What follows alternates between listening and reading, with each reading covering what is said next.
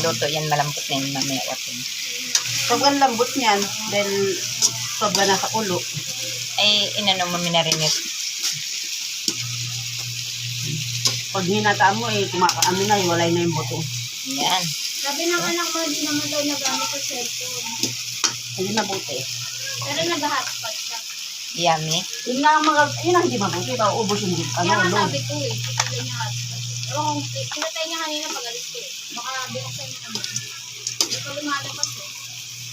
Yan, sila. Paglambot na, ay, konting timpla. Yummy na to watin. With siling manghang.